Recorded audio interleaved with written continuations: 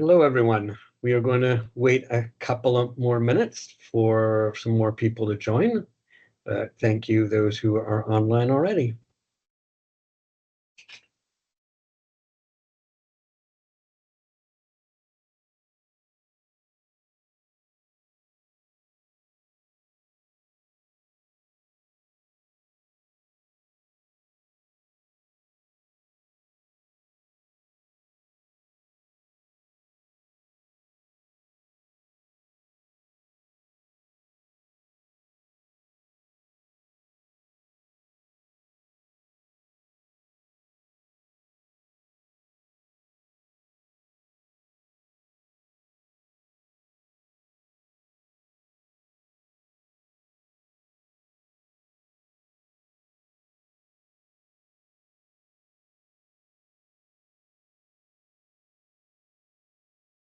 Thank you to those who have joined online. I'm going to give it another minute or so for some more people to join, and then I will get started.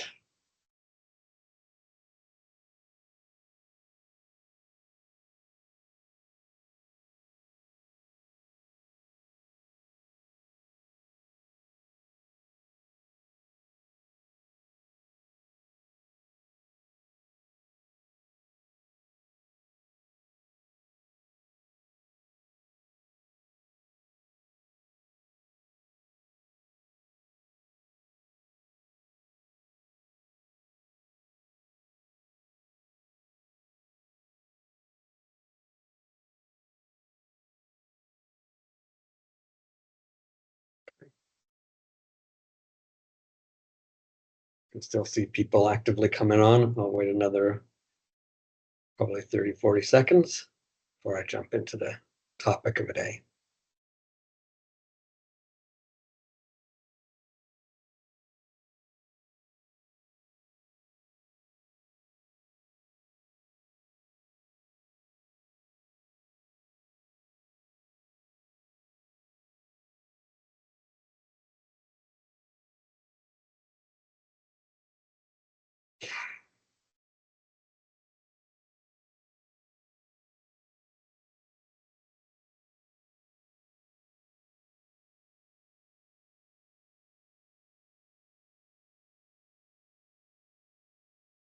Okay, I think I'm going to go ahead and get started. People can continue to join as they show up.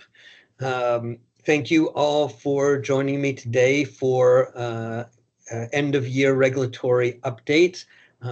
What has changed? We're going to focus primarily around Contaminated Sites Regulation, Environmental Management Act, but touch on a couple of related topics as well.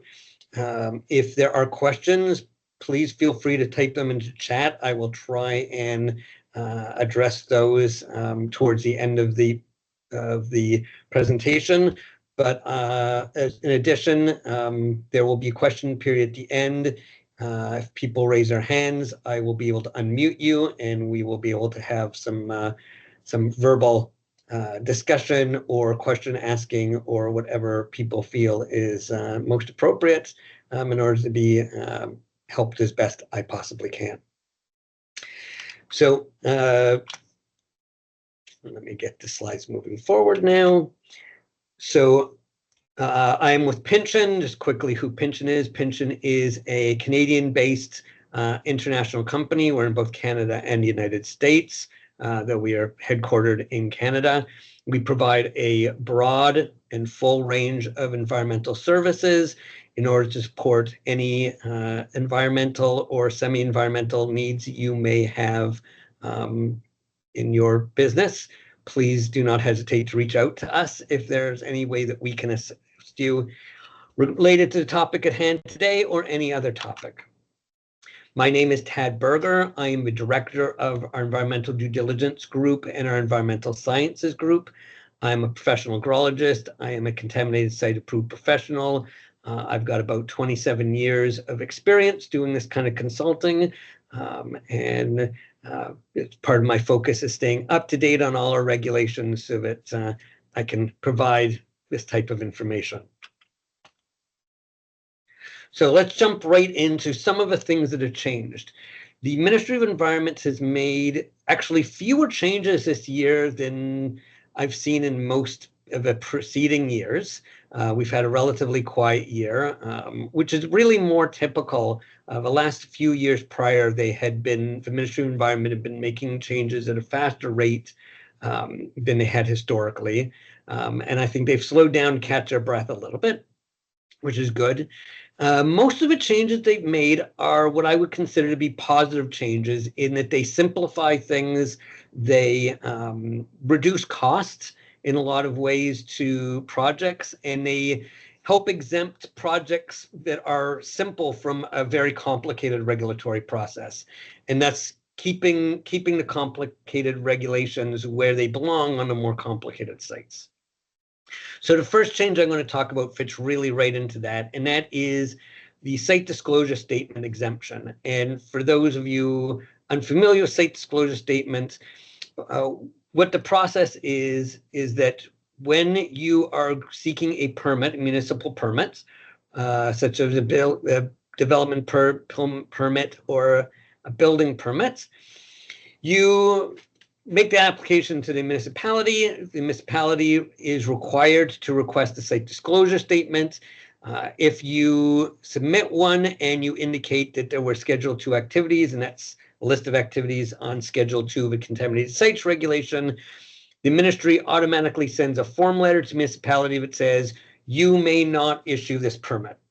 And it freezes the entire process, and it sends the site down a complicated regulatory process to be able to either temporarily or permanently remove that regulatory freeze so that you can do developments.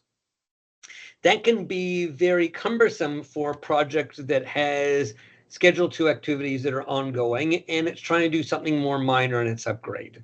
So for instance, if you have a mall that's got a dry cleaner in it, that dry cleaner is a Schedule 2 activity, you might be looking to add an additional CRU to that mall, and that would historically been hit by this process where you've got a dry cleaner and you have to fully investigate that dry cleaner or seek a series of releases. This new exemption says that if the Schedule 2 activity is there before the work is being done and is going to be there after the work is being done, and you are seeking development permit or building permit that's only related to upgrading the site, you are now can be exempt from submitting the site disclosure statement. So the municipality may still ask for it, but there is an exemption that you can put at the top, which would prevent the freeze from occurring and exempt you from that process until some later trigger where you're doing a more substantial development activity at the site. So that really can take out some complicated projects from needing, or less complicated projects from needing. So again, that CRU, another example would be a gas station that might be doing an upgrade in order to expand as a gas station and add more tanks, or it might be that it wants to add a drive-through or some other related or unrelated activity, as long as that's contaminating that Schedule 2 activity remains before and after. You're exempt from the process. It means you're not triggered to have to do any kind of investigation, at least not anything that you need to report to the Ministry of Environment. Still, if you are moving any soil from that property, you need to do a proper assessment. There are rules about that soil movement, but there aren't going to be the triggers associated with the site disclosure statements. Another big change that they made is regarding the movement of clean soil, and they've simplified it. So when the stage 14 amendments got made a couple of years ago, they said that any clean soil from a property that either currently or historically has ever had a Schedule 2 activity needs to have an assessment, and it needs to be reported under Schedule 8, and that is a public-facing report. And then they simplified Protocol 19, which was associated with it, which told you how to go through that assessment, to say that, okay, some properties didn't necessarily need more assessment, but it still required the public-facing reports. And the public-facing report was a real problem for clean sites trying to find a place to take their soil, because nobody wanted that public-facing report indicated where the soil was also going to. And a lot of facilities didn't want to take that soil because it put them on a database of properties that had taken soil from potentially contaminated sites, and it's created risk for that property to in the future be considered a contaminated site from this clean soil that it had taken. So it was really making it difficult to move soil from clean soil from areas. Now, again, contaminated soil, there's always been rules. None of that's being changed. Contaminated soil still needs to be managed as contaminated soil, properly disposed of. But what the ministry's created an exemption for, it has said, if the property has a final determination, which means that the site has been declared to have not been contaminated and has regulatory closure, or it's got a numerical-based certificate of compliance, which means that the site has been remediated and has now got regulatory closure. And if there's been no new contamination since that certification was issued, then and the soil is considered clean at the facility that is receiving that property, then it is going to be exempt from the Schedule 8 reporting, which means that your clean site that has regulatory closure, you can now move that clean soil without having to notify, and you'll be able to find far greater numbers of places that are willing to accept that soil because there's no new environmental liability that's created by that movement of clean soil, as long as it is appropriately clean. Now, of note, that only applies to numeric certificates of compliance. So if you've got a risk-based certificate of compliance, even if you're moving clean soil, you still are subject to the Schedule 8 notifications and assessments under Protocol 19. And if you do not have regulatory closure, and there currently are or ever were Schedule 2 activities, you are required to do this sort of assessment and notifications. So properties that have an approval in principle and are doing the construction work under approval in principle do not get any relief from this change. But properties that have historically gotten their regulatory closure are now closed and do not have to go through this process. And so that will be a lot of properties that now can manage their soil at a far, far lower price than where they were finding they were having to do otherwise. Okay. The next change that's coming, this is a change that actually hasn't been made yet, but the ministry put out a request for comments, and they were looking at changing the price schedule, which is Schedule 3 of a contaminated sites regulation, and essentially doubling the fees for, or nearly doubling the fees for most of the different kinds of applications, submittals, and reviews that they would do. They are still reviewing the comments. I've made a series of comments. They have actually sent me back responses to some of the comments that I had made. And they haven't actually made a change. The change, because it's in the contaminated sites regulation, needs to be done by an order of council. So that is the Minister of Environment needs to actually make that change. It's not a change to protocol. It is actually a legal change to the regulation that has to happen. Now, the doubling of fees, I've heard, has caused some panic with some people, and I want to tamp that down a little bit. First, I'll note that this is actually the first significant change in fees that in a long time, at least in the last 14 years, they have not had any major changes in fees, and I think it's actually quite a bit longer than that. So this is the first time they're doing any significant change in fee. So it is overdue, likely. The second thing to note is that the fees, while they're doubling, when you apply for a certificate of compliance, the ministry fees are only one of the two fees you pay. You pay ministry fees and you pay fees to the CSAP Society. The CSAP Society fees are not part of this, and they're not being increased. So it's actually only a 50%-ish increase to the application, and it will have no effect on the actual cost to put together the assessment and the investigation and reporting.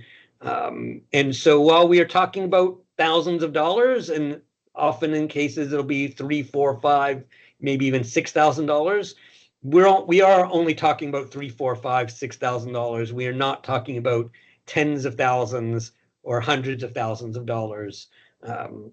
It is an additional fee, and nobody likes paying additional fees, but it's not an outrageous increase. It also does provide one benefit with the structure we're looking at. Currently, what happens is the ministry has a set fee, and a set fee buys a certain amount of ministry review time. And if a ministry takes more than that amount of time to do a review, they just send you an invoice later, often months later, that says, by the way, it took us more than the 16 hours prescribed. It took us 25 hours. Here's an invoice for the rest. And you can't argue that invoice. You just have to pay that invoice. And if you don't pay that invoice, the certification document they gave you becomes invalid. It's actually one of the few ways that reasons they're allowed to invalidate a certificate is if you don't pay that fee. So you're locked in to pay whatever it is that they charge you. Under this new system, they are proposing the fee is increased, but it's a locked fee, which means that instead of paying $8,000 to them and then paying another $3,000 later, you'll be paying $12,000 to them up front, but you won't be paying a penny more, even if they take 50 hours to review it. The cost is locked, and so you aren't going to get any surprises months after the fact, which for a lot of us can be difficult when you might be doing construction work for a client and you've already issued your last invoice, and then suddenly more invoices come surprise from ministry, and you've got to try and reopen projects and reopen administrative pieces. And so there is value in having that locked, but that does come with the higher fee. Yeah, I will continue to move along. So one other change that has been made, the Ministry of Environment, to use their words, is entered the 2010s in computer technology, and they have updated their site registry system such that applications coming to the Ministry of Environment no longer are supposed to come to them hard copy or via email. They have a web-based application in which applications are to be submitted. Unfortunately, the system does not properly work yet. It got rolled out a few weeks ago. I went to do my first submittal for regulatory closure under it last week. The system was unable to accept my application because it was not working properly, and they ended up having me email the application anyway. But they are working on it. They are working on fixing the pieces. They're working on adding some additional applications. When it is fully functional, it should make applications to the ministry simpler, more streamlined. It will increase some efficiencies at the Ministry of Environment side, which will hopefully result in some shortened timelines for their reviews. And it also creates some mechanisms where we can track the status of an application. So under the current process, we email it to them, and it goes into this temporal black hole where we don't know if if it's on somebody's desk, if it started being reviewed, if they're almost finished reviewing. We have no idea where the application status is until they send it back. And we can occasionally make requests, and we get vague responses when we do, as for timeline, but can't really track where an application is. Under this new system, we will be able to track that when it's actually been assigned to somebody, when it's gone from one review person to another review person. So you'll be able to get some sense of where it is in a process. That doesn't mean we'll know when it'll reach its endpoint, but at least we'll know where it is in the process and that it's not been lost. It hasn't fallen between cracks. It's actually on somebody's desk and somebody's actually looking at it. And so it'll provide some assurance and some comfort there as well, and make it a little bit more predictable. So what changes do we know are coming? The ministry has told us that Protocol 22, which is a vapor assessment and attenuation protocol, looks at how we do subsurface vapor investigations, what assessment and attenuation factors apply for residential or commercial or parkade. We know that the ministry has actively got a team looking at Protocol 22 and looking to make some revisions. I've got a little bit of a sense of what they are looking at, but honestly, what they hint at and what they tend to change in these protocols don't always match up. And they don't like to tell us what they're actually going to do with the protocol changes until they're ready to announce it, because they don't want to get ahead of themselves until everything has been approved before they really let it out. So we know that Protocol 22 is going to get an update. I'm expecting it probably spring or middle of next year for that to happen. But the exact nature of it changes, I don't know. I know that they're also looking at Protocol 12, which is the risk classification document. Is their intention to simplify the directions in how to do risk classifications? It does not sound like they are intending on making major changes to the risk classification process. Just to clarify it, and they are moving what's in Protocol 11 into Protocol 12. Protocol 11 is a protocol that just lists upper cap standards, which have a direct effect on the risk classification. And so the merging of those two protocols just makes more sense in keeping all the information that's related in one place. And so again, I think it's really meant to just be a simplification process. And I expect Protocol 12 to come out in a similar timeline to Protocol 22. Protocol 17 update is those are just a protocol listing a bunch of forms. They're being updated to match our new site registry system, our new online system, so that everything matches up properly. They don't have hard copy versions of forms, which are really trying to get people to stop using, but look different from the online copies. And so they're trying to get everything to match up. So I do not anticipate any significant effects to any of that. Climate change, that is the next area of regulatory change that the ministry has got some active looking at. They are most significantly looking at that as it applies to risk assessments and how to consider a risk assessment and risk protection with climate change. So questions such as if you put a cap over, if you're capping a site in order to protect the risk and protect occupants from a site, what happens if a site floods? If there's a higher water and a river breaches and the site floods, will that suddenly release a bunch of chemicals? Will that cause issues? And making sure that those sorts of things are considered. If rainfall increases or if rainfall decreases, will that change the risk profile of the site? And making sure that when a risk assessment's done, it's considered future changes to the climate and how they might affect those risk controls, and making sure that those risk controls are in place. They are also looking at how to have the work that we do a little bit more climate aware, but that seems to be secondary, if even that, to the information that they are actively looking at. Seems to be much more of setting their standards and rules around considering that climate change will happen and being prepared for it. Landfill limitations, I am aware that the ministry is actively looking at trying to make it harder to send soil to landfills, specifically sending clean soil to landfills.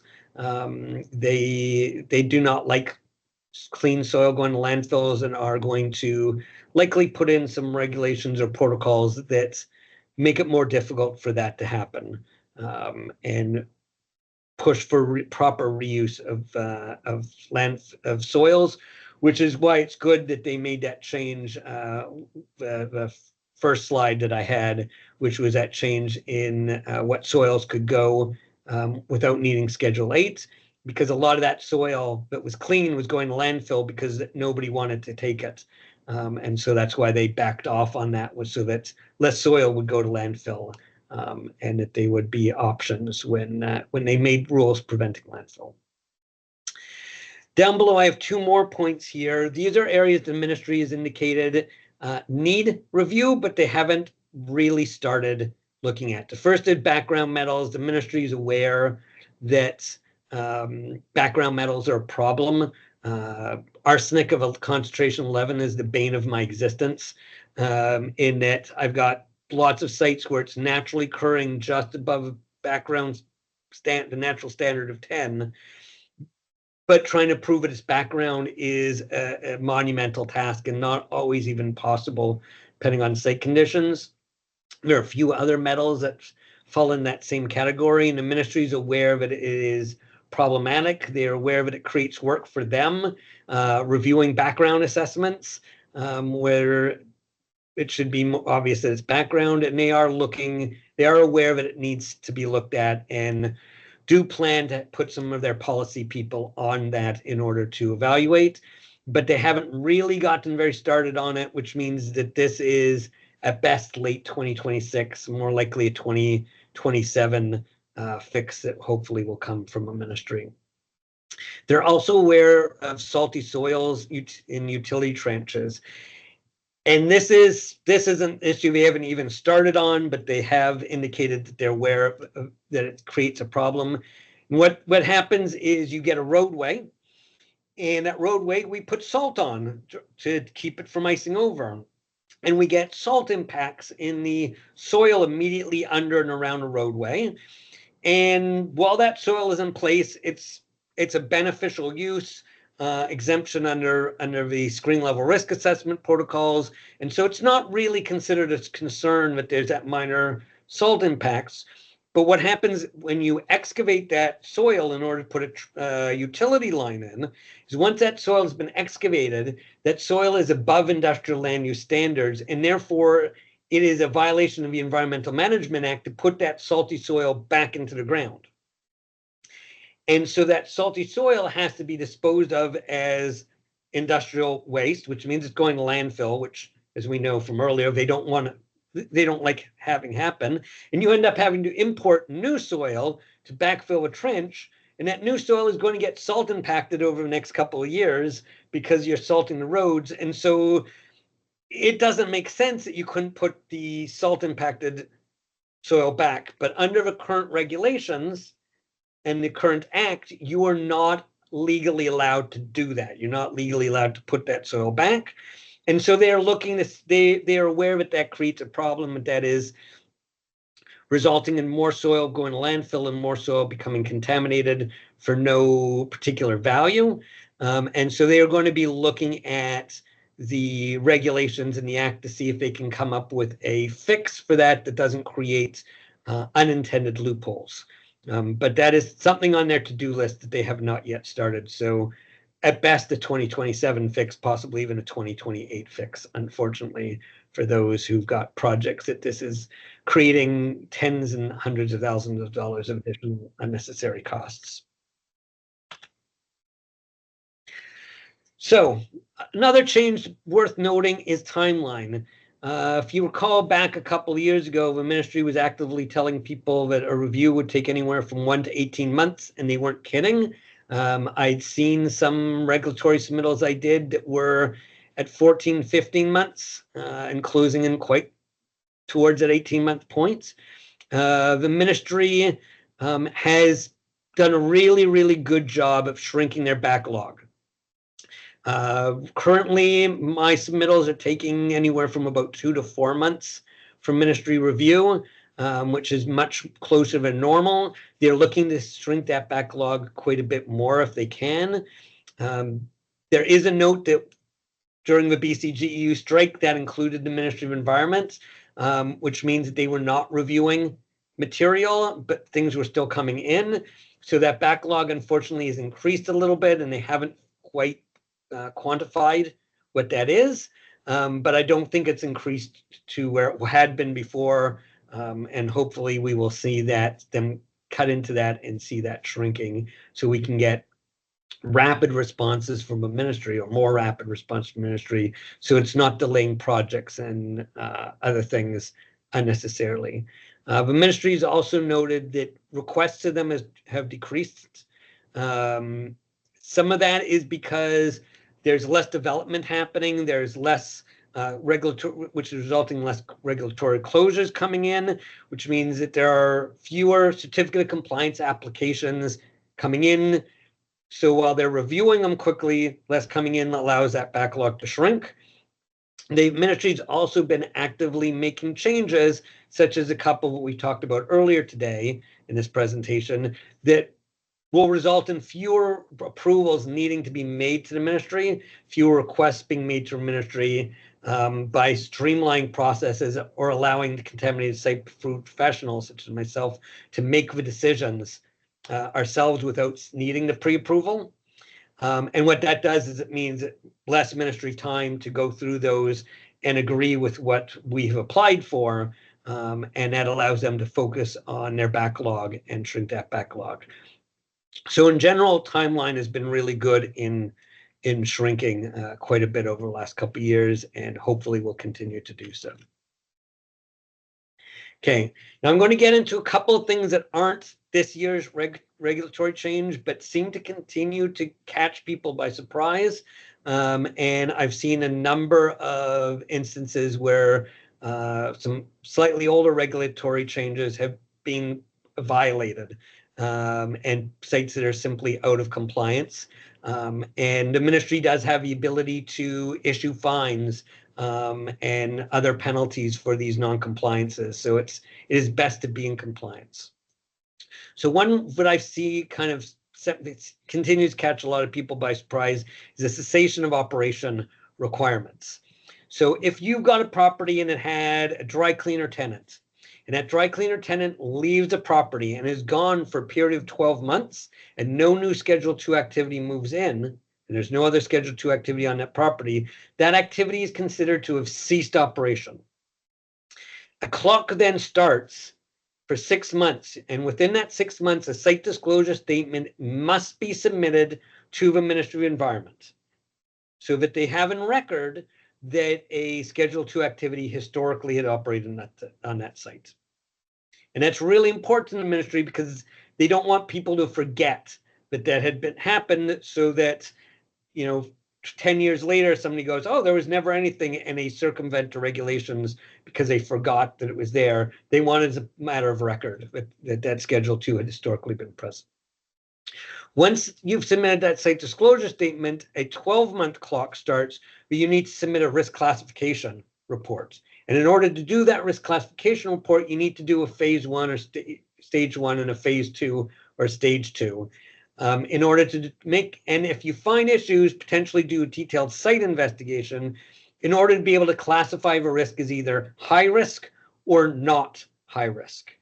And if it's classified as high risk, then the ministry is going to send a letter asking for annual updates and additional information. If it's classified as not high risk, then you can sit and address the contamination at a time where it makes sense.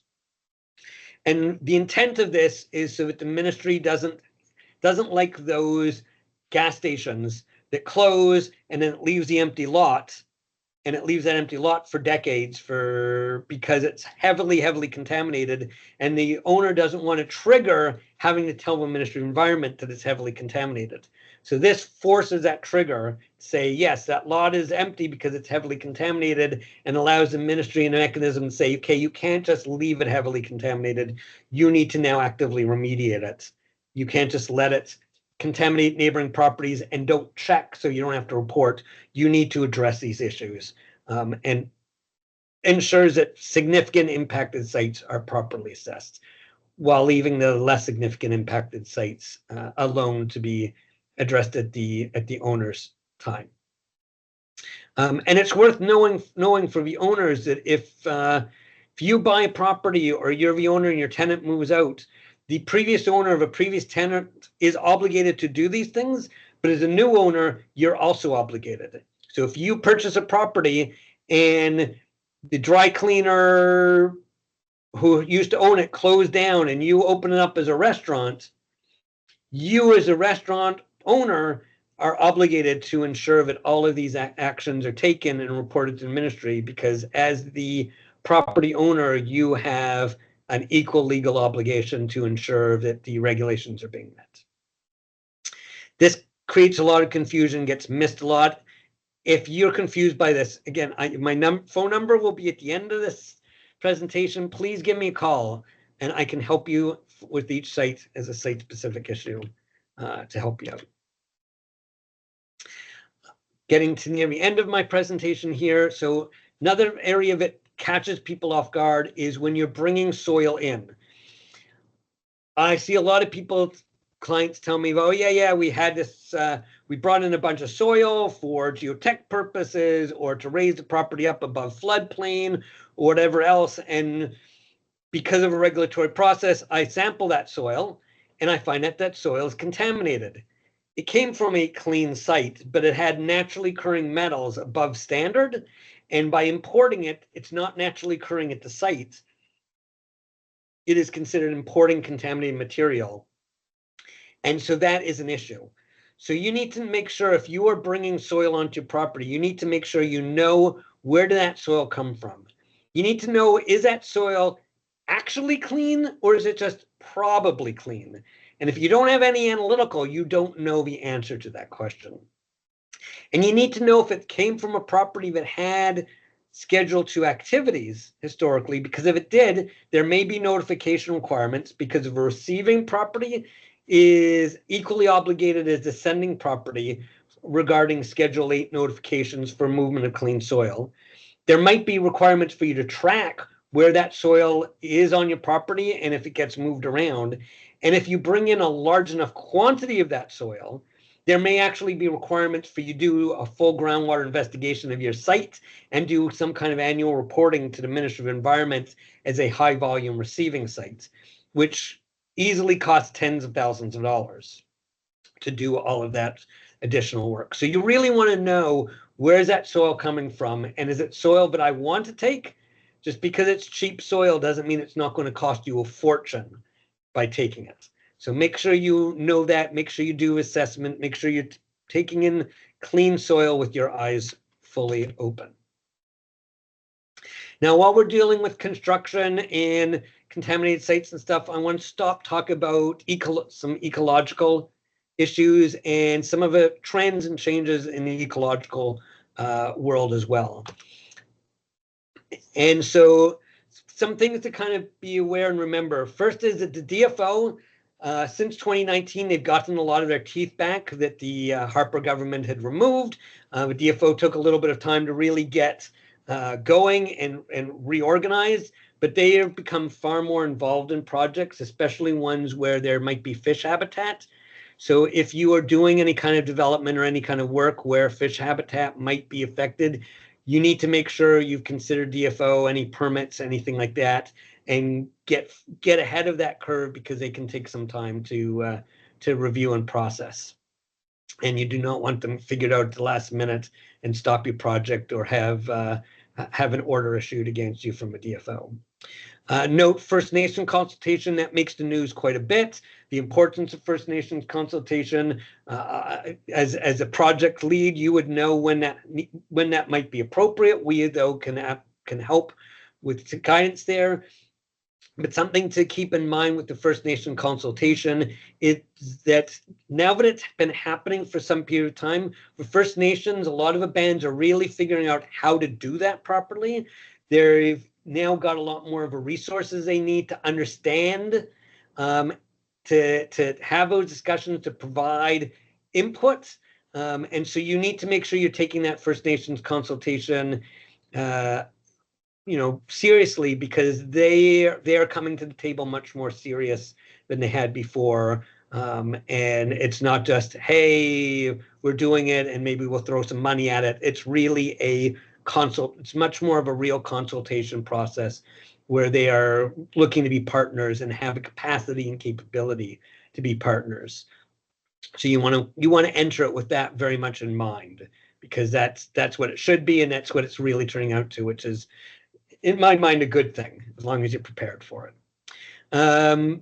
Making sure that you are thinking about wetlands. Regulators are much more aware of wetlands and issues of property, and there's a lot of A lot of sites that you wouldn't necessarily think of a wetland, but are. If I go back one slide, this large brown area in that top middle photo, that is a wetland. And development on that property is not going to be done easily without compensation and permits and a whole bunch of things. So, making sure you're much more aware of that, and they don't catch you by surprise. We've worked with a number of clients who acquired a piece of property and then been completely unable to develop on that property because of wetlands, or have had to spend significant amounts of money relocating streams and other things in order to be able to be allowed to do the work that they have intended to do. The increased awareness of wildlife, that's not just regulators, but that's also the public. And so if you've got birds nesting on your sites, you've got otters entering your construction zone, and we've had that before. Mistreating those animals in order to be able to just do your construction is much more likely to result in somebody making a call, a tip line call to the regulator that you are breaking rules, and having the regulator of DFO or some other body show up to your site and say, we understand you are moving birds' nests. We have photos of you moving birds' nests. You can't do that. And then suddenly issuing you a bunch of fines and stop work issues. So you need to be aware of it because everybody else is more aware of it. And that goes into the public and other enforcement as well. Some good news and changes is that the regulator, BC Water Regulator, has gotten a lot faster in their permitting process. I think that's enough said about that. A note about some additional animals have been added to the Migratory Bird Convention Act and Schedule 1. Of note, the pileated woodpecker. If a woodpecker is on your site, you might not be able to cut down that tree. If a woodpecker has put a cavity in an old tree on your site, you may not be able to cut down that tree, even if a woodpecker is long gone.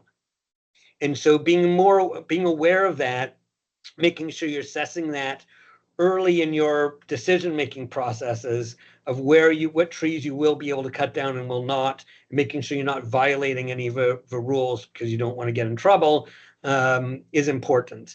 In addition, there's some new species at risk. An example is the western bumblebee. And so that is now the western bumblebee is protected. Their habitat is protected. Their hives are protected. And so, you can't just go bulldozing any bee's nest. If it is a western bumblebee, there's protections that need to go in place. And again, that is something that we can help you figure out how to address in a manner that does not totally kill your project, and allows you to move forward in an intelligent way. And I will move on to any questions. And as I do that, I will put up again my slide with my name, QR code at the top corner that will allow you to import my full contact details. And I will see if there are any questions. I do not see any in the chat. If you raise your hand, I should be able to unmute you. This is a new system for me, so hopefully that will work well. And I'm just looking to see if there are any hands raised. And I am not seeing any. So hopefully that means I fully answered all your questions. And if it does not mean that I fully answered all your questions, please give me a phone call. Please send me an email. My contact information is here, and I would be very happy to discuss your site or your particular questions and assist you in any way that I can. And I appreciate you giving me a chunk of your day and listening to me speak. Thank you very much.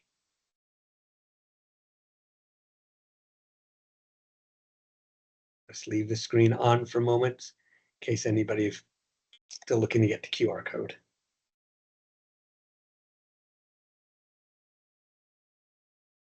Thank you.